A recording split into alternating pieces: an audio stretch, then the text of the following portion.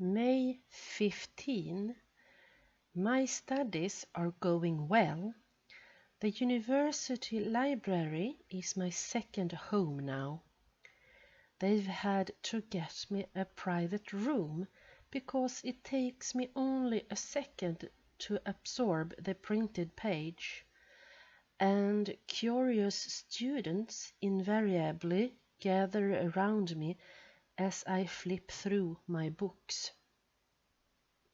My most absorbing interests at the present time are etymologies of ancient languages, the newer works on the calculus of variations, and Hindu history.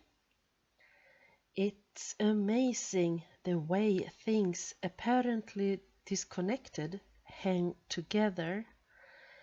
I have moved up to another plateau, and now the streams of the various disciplines seem to be closer to each other as if they flow from a single source. Strange how when I am in the college cafeteria and hear the students arguing about history or politics or religion, it all seems so childish. I find no pleasure in discussing ideas anymore on such an elementary level. People resent being shown that they don't approach the complexities of the problem. They don't know what exists beyond the surface ripples. It's just as bad on a higher level, and I've given up any attempt to discuss these things with the professors at Beekman. Bert introduced me to an economics professor at the faculty cafeteria, one well known for his work on the economic factors affecting interest rates. I had long wanted to talk to an economist about some of the ideas I had come across in my reading. The moral aspects of the military blockade as a weapon in times of peace had been bothering me. I asked him what he thought of the suggestion by some senators that we begin using such tactics as blacklisting and reinforcement of the Navy's controls that had been used in World Wars I and II against some of the smaller nations which now oppose us. He listened quietly, staring off into space, and I assumed he was collecting his thoughts for an answer. But a few minutes later he cleared his throat and shook his head. That, he explained apologetically, was outside his area of specialization. His interest was in interest rates, and he hadn't given military economics much thought. He suggested I'd see Dr. Wessey, who once did a paper on war trade agreements during World War II. He might be able to help me. Before I could say anything else, he grabbed my hand and shook it.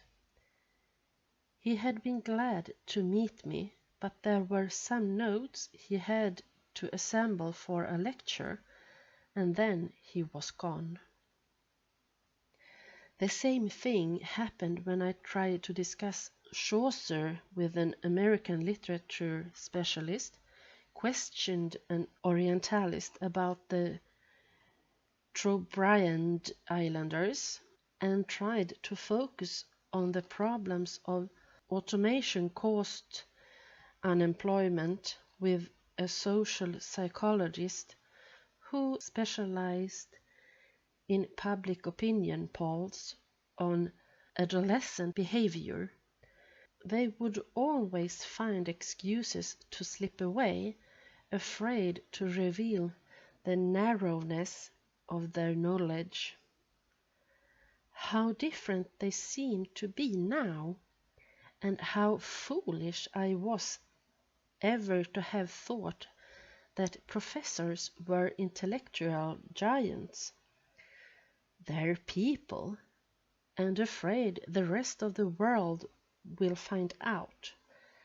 And Alice is a person too, a woman, not a goddess. And I'm taking her to the concert tomorrow night. May 17. Almost morning and I can't fall asleep. I've got to understand what happened to me last night at the concert. The evening started out well enough.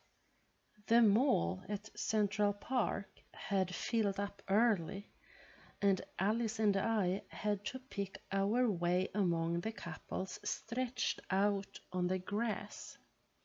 Finally, far back from the path, we found an unused tree where the only evidence of other couples were the protesting female laughter and the glow of lit cigarettes. "This will be fine," she said. "No reason to be right on top of the orchestra." "What's that they're playing now?" I asked. "Debussy's La Mer. Do you like it?" I settled down beside her. "I don't know much about this kind of music. I have to think about it." "Don't think about it," she whispered. "Feel it. Let it sweep over you like the sea, without trying to understand." She lay back on the grass and turned her face in the direction of the music. I had no way of knowing what she expected of me. This was far from the clear lines of problem-solving and systematic acquisition of knowledge. I kept telling myself that the sweating palms, the tightness in my chest, the desire to put my arms around her were merely biochemical reactions. I even traced the pattern of stimulus and reaction that caused my nervousness and excitement. Yet everything was fuzzy and uncertain. Should I put my arm around her or not? Was she waiting for me to do it? Would she get angry? I could tell I was still behaving like an adolescent, and it angered me. "Here," I choked. "Why don't you make yourself more comfortable? Rest on my shoulder." She let me put my arm around her, but she didn't look at me. She seemed to be too absorbed in the music to realize what I was doing. Did she want me to hold her that way? Or was she merely tolerating it? As I slipped my arm down to her waist, I felt her tremble. But still she kept staring in the direction of the orchestra. She was pretending to be concentrating on the music, so that she wouldn't have to respond to me. She didn't want to know what was happening. As long as she looked away and listened, she could pretend that my closeness, my arms around her, were without her knowledge or consent. She wanted me to make love to her body while she kept her mind on higher things. I reached over roughly and turned her chin. "Why don't you look at me? Are you pretending I don't exist?" "No, Charlie," she whispered. "I am pretending I don't exist." When I touched her shoulder, she stiffened and trembled, but I pulled her toward me. Then it happened. It started as a hollow buzzing in my ears, an electric saw, far away.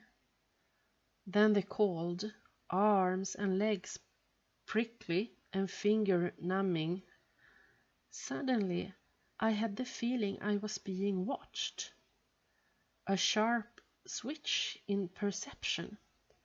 I saw from some point in the darkness behind a tree the two of us lying in each other's arms. I looked up to see a boy of 15 or 16 crouching nearby.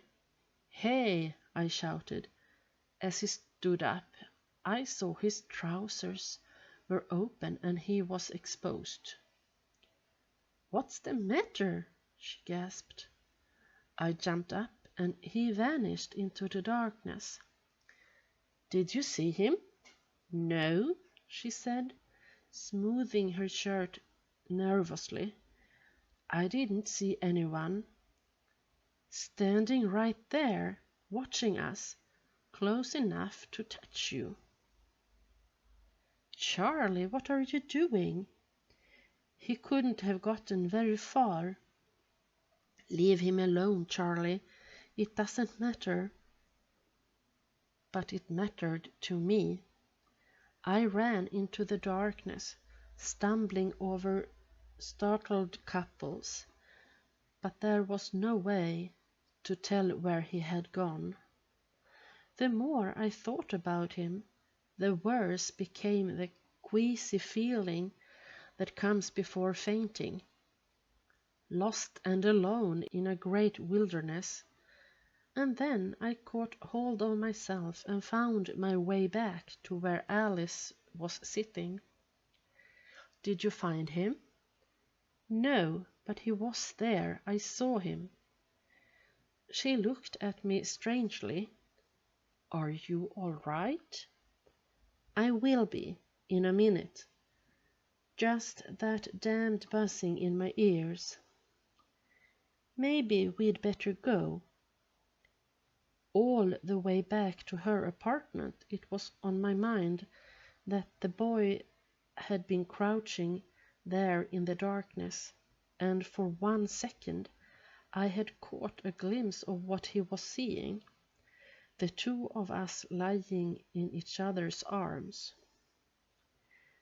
"Would you like to come in? I could make some coffee." I wanted to, but something warned me against it. "Better not. I've got a lot of work to do tonight." "Charlie, is it anything I said or did?" "Of course not.